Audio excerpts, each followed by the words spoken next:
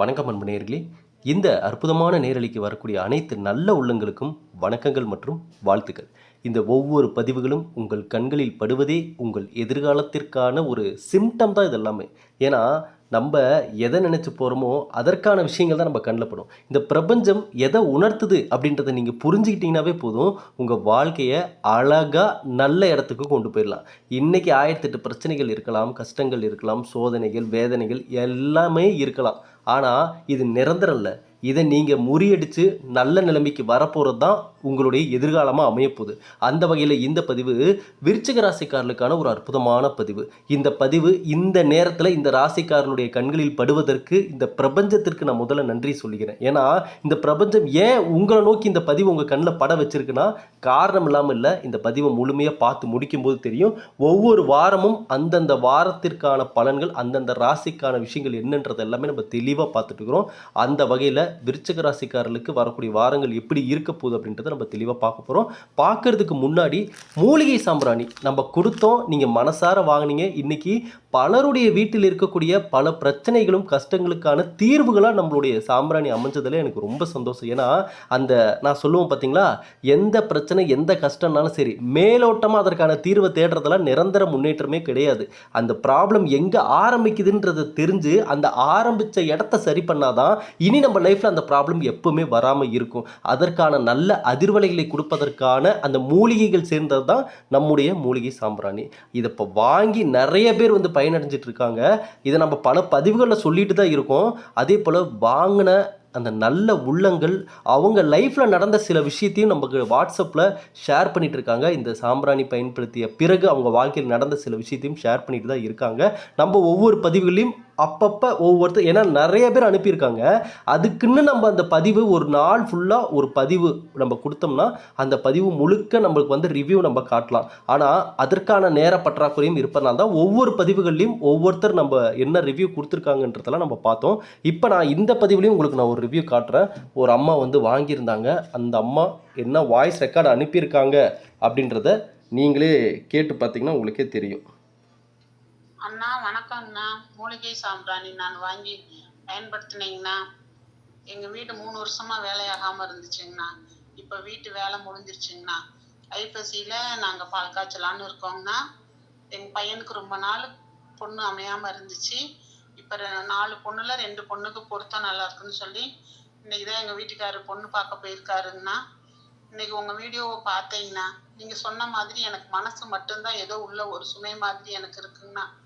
முருகனையும் கடவுளையும் எல்லாத்தையும் வேண்டிகிட்டு இருக்கேங்கண்ணா.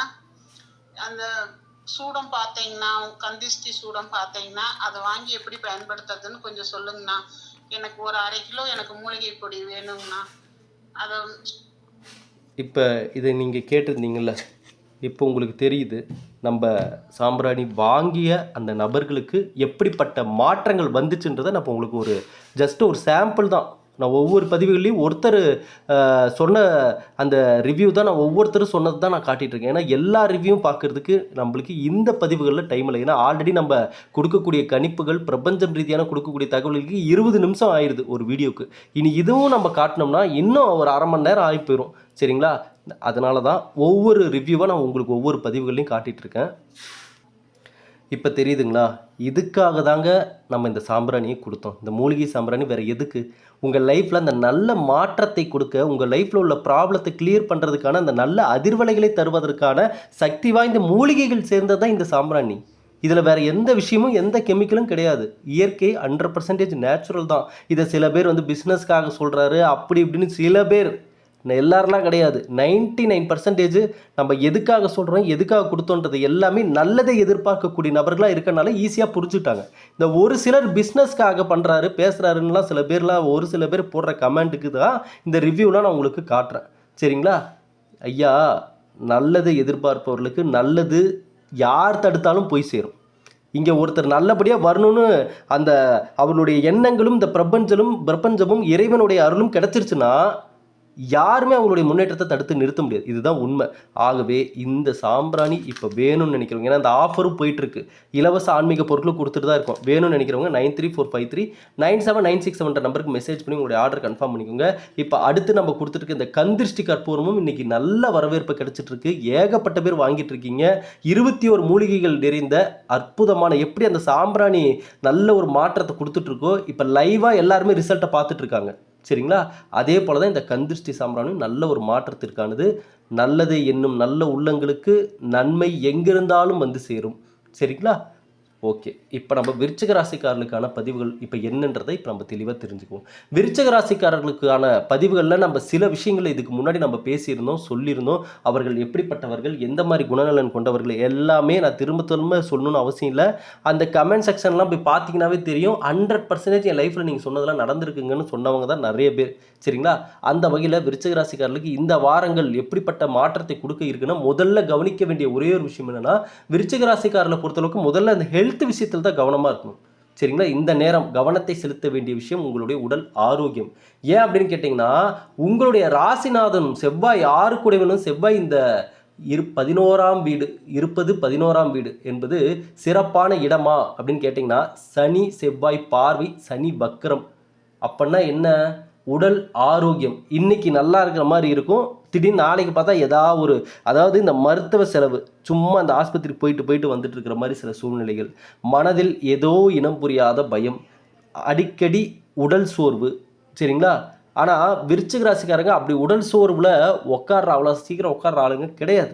ஏன்னா இவர்கள் பற்றி நான் பல பதிவுகளில் சொல்லியிருக்கேன். ரொம்ப போல்டாக பேசுகிறவங்க, ரொம்ப துடிதுடிப்பாக ஒரு உற்சாகமாக இருக்கக்கூடிய நபர்கள். அப்படிப்பட்டவர்களாக இருப்பவர்களாக இருந்தாலும் இந்த காலகட்டம் சனி பகவான் வக்கரம் அடைஞ்சிருக்க இந்த சூழ்நிலையில் ஒரு மனக்கலக்கம் இருந்துட்டு தான் இருக்கும்.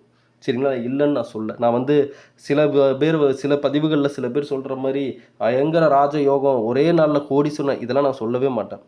இந்த விஷயம் இந்த நேரம் இருக்குதான், இந்த ப்ராப்ளம்லாம் இருக்குதான், இல்லைன்னு நான் சொல்லலை. அப்போ இந்த மனக்குழப்பம், மன அழுத்தம் இது இருந்துகிட்ருக்கு.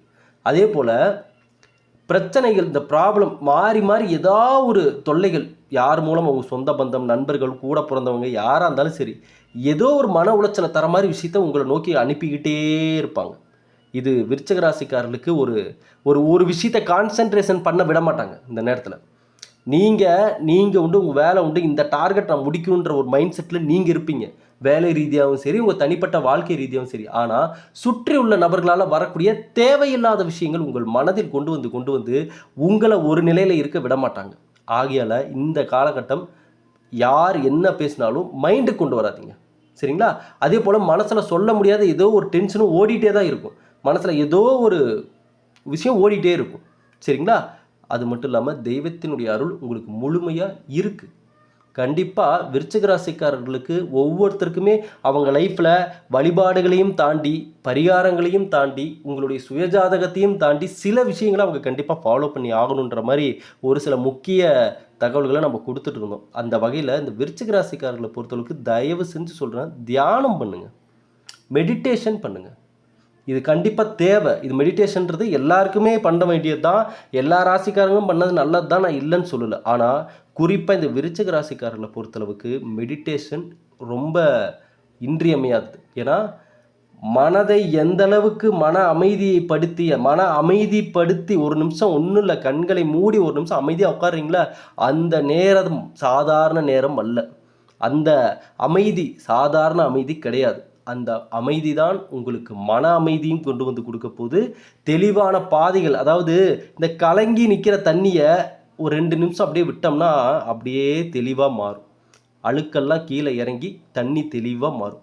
அப்போ அதில் பார்த்தோம்னா தெளிவாக தண்ணி தெரியும். இதே தான் நம்ம மனசும். இதுதான் நம்ம மனசுக்கான எக்ஸாம்பிள். இதையும் அதில் தண்ணிக்குள்ளே கல்லை தூக்கி போடுற மாதிரி ஒவ்வொரு விஷயத்தையும் நம்ம மனசுக்குள்ளே போட கலங்கிக்கிட்டே தான் இருக்கும். சரிங்களா? அதில் ஒரு தெளிவே இருக்காது. அமைதியாக இப்போ நான் சொன்ன இந்த மெடிடேஷன் இதெல்லாம், அந்த அமைதி எதுக்காகனா, அந்த தண்ணி எப்படி கிளியர் ஆகுதோ அந்த மாதிரி நம்ம மனசு கிளியர் ஆகும். ஏன்னா தனஸ்தானபதியான குரு 8ஆம் வீட்டில் மறைவு ஸ்தானத்தில் அமர்கிறார். சரிங்களா?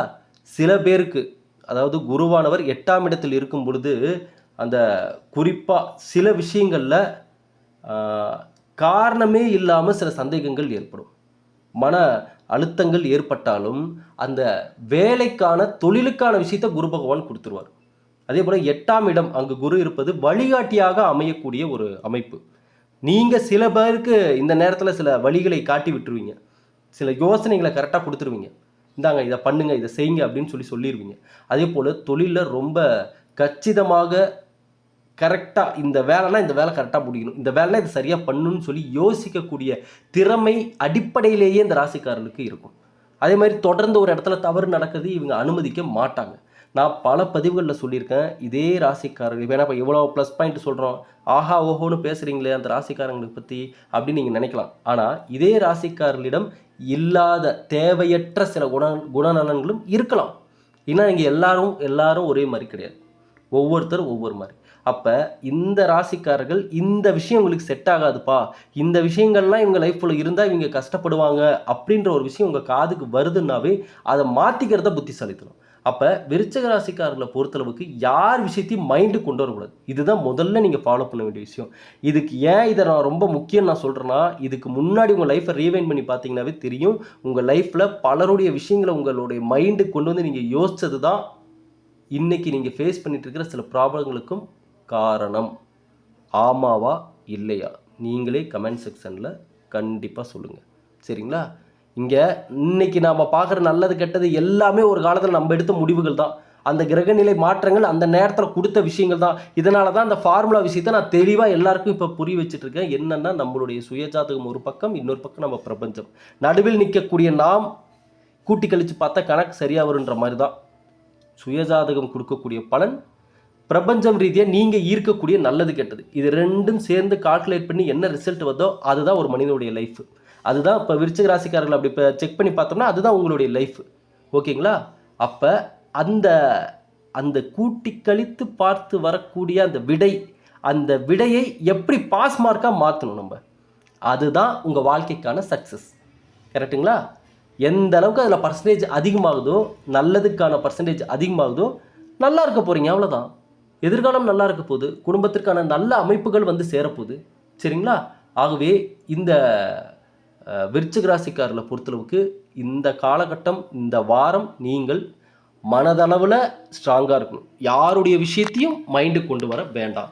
அதே போல் குரு பகவான் வழிபாடு ரொம்ப முக்கியம். நீங்கள் ஞாயிற்றுக்கிழமைகளில், குறிப்பாக ஞாயிற்றுக்கிழமைகளில் இரவு ஒரு 8 மணின்னா ஒரு 9 மணிக்கு கிட்ட தெருவில் உள்ள நாய்களுக்கு, சரிங்களா, உணவளிப்பது நல்ல ஒரு மாற்றத்தை உருவாக்கும், நல்ல ஒரு அதிர்வலைகளை ஏற்படுத்தும், மன ரீதியான ஒரு தெளிவுகள் ஏற்படும். நான் சொன்ன மெடிடேஷன் கண்டிப்பாக பண்ணுங்கள். நீங்கள் வந்து இதுக்காக யோகா கிளாஸ் போகணுமா, இல்லை மெடிடேஷன் கிளாஸ் போகணுமா, இல்லை அதை கற்றுக்கணுமா, இது எதுவும் வேண்டாம். ஒரு இடத்துல கிழக்கு பகுதியை நோக்கி, கிழக்கு திசையை நோக்கி உட்காருங்க. நீங்கள் உட்கார இடம் சுத்தமாக இருக்கிற மாதிரி பார்த்துக்கோங்க, வேறு ஒன்றும் இல்லை. க்ளீனாக, அதுவும் வந்து அந்த பாசிட்டிவ் வைப்ரேஷனுக்காக தான் சொல்கிறேன். அந்த இடத்த கொஞ்சம் கூட்டி விட்டு க்ளீன் பண்ணிவிட்டு அந்த இடத்துல உட்காந்து கண்களை மூடி ஒரு நல்ல ஒரு பெருமூச்சு விடுங்க. அப்போ ரிலாக்ஸ் பண்ணுங்கள். ரிலாக்ஸ் பண்ணிவிட்டு உங்கள் மனதில் எந்த விதமான எண்ணங்களும் சிந்தனைகளும் இல்லாத, எப்படி மொபைல் சுவிட்ச் ஆஃப் பண்ணால் எப்படி இருக்கும் அந்த மாதிரி மனசை முதல்ல ஒரு ஆழ்ந்த நிலைக்கு கொண்டு போங்க, ஒரு கோட்டில் கொண்டு போங்க. அப்போ உங்கள் மனதில் உருவாகக்கூடிய அந்த அதிர்வலைகள் தான், வைப்ரேஷன் தான் ரொம்ப பவர்ஃபுல்லானதுங்க ஐயா, வேறு ஒன்றும் கிடையாது. உங்கள் ஆழ் மனதில் நீங்கள் உள்ள அமைதி, உங்கள் மனதை ஒருநிலைப்படுத்தக்கூடிய அந்த ஒரு நொடி மிகப்பெரிய சக்தி வாய்ந்த நொடி. அந்த நேரத்தில் உருவாகக்கூடிய அதிர்வலைகள் மிக மிக பவர்ஃபுல்லானவை. அவை நீங்கள் யார் என்று உங்களுக்கு காட்டும். மன உறுதி, உடல் உறுதி எல்லாத்தையுமே கொடுக்கும். ஆகவே இது கண்டிப்பாக தேவை விருச்சிக ராசிக்காரர்களுக்கு, சரிங்களா? ஆகவே இந்த காலகட்டம் இதை நல்லபடியாக நீங்கள் பயன்படுத்திக்கோங்க, நல்ல மாற்றத்தை கொண்டு வாங்க. நான் சொன்ன மாதிரி யார் விஷயத்தையும் மைண்டு கொண்டு வராதிங்க. நீங்கள் உண்டு, உங்கள் வேலை உண்டுன்னு அடுத்த கட்ட முன்னேற்றத்தை நோக்கி போயிட்டே இருக்கணும் நீங்கள், சரிங்களா? அதுதான் நல்ல மாற்றத்தை உங்களுக்கு உருவாக்கும். ஆகவே இந்த பதிவை பார்த்த நண்பர்களுக்கு இது ரொம்பவே பயனுள்ளதாக இருந்திருக்கும் நம்புறேன். இன்னும் தொடர்ந்து இது போன்ற அற்புதமான பதிவுகளை பார்க்குறோம். எல்லா பதிவுகளும் பார்த்து பயன்பெற எப்போதும் நம்ம சேனலோட இணைந்திருங்க.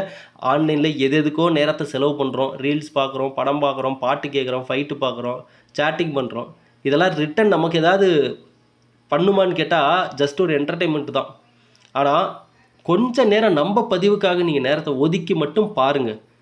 வேறு ஒன்றும் இல்லைங்க. நீங்கள் ஃபாலோ பண்ணுறீங்களோ பண்ணலையோ அது அடுத்த பட்சம். காது கொடுத்து என் வார்த்தைகளை மட்டும் நீங்கள் கேட்டு பாருங்க.